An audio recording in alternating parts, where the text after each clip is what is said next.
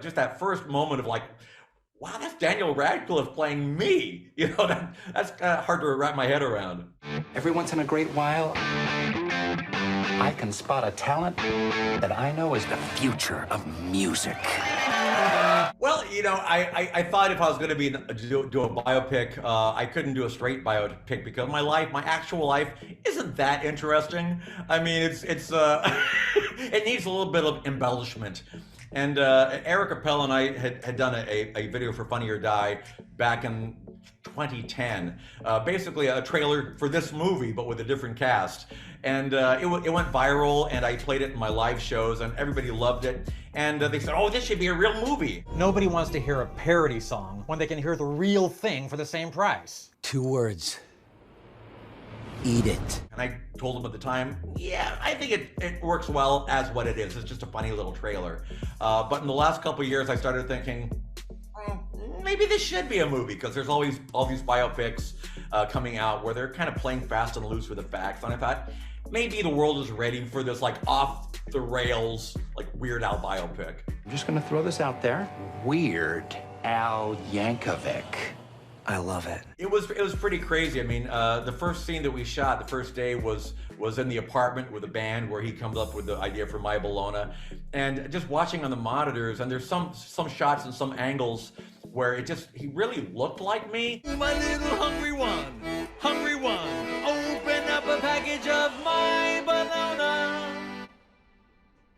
Dude, I've got chills. It was like I was watching scenes from my actual life, and it was just an odd experience for me. And it was that way through the whole shoot, but you kind of got used to it after a while, but just that first moment of like, wow, that's Daniel Radcliffe playing me. That's kind of hard to wrap my head around. I kind of was his accordion guru. He had somebody else that he worked with for the initial accordion lessons. Then I gave him like 3 or 4 accordion lessons just prior to shooting.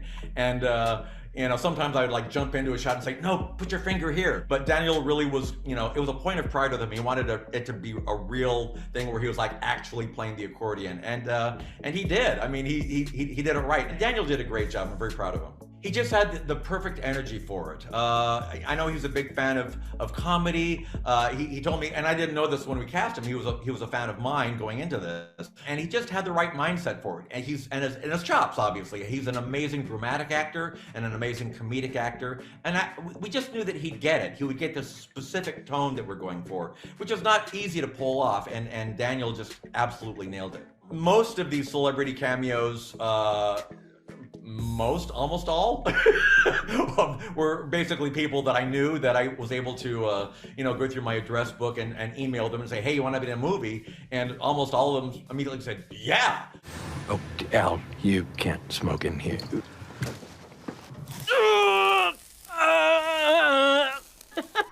I totally deserve that. There's plenty of absurd stuff already in the movie. But I mean, there's several things in the movie that seem crazy, but they actually happen. Like there was in fact a door-to-door accordion salesman that came to our neighborhood.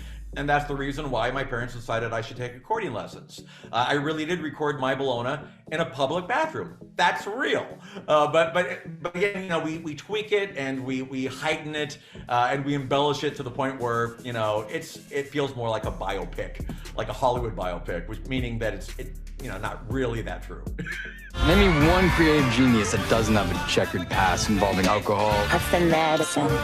and drugs. I think Madonna's a bad influence on you. What? No offense.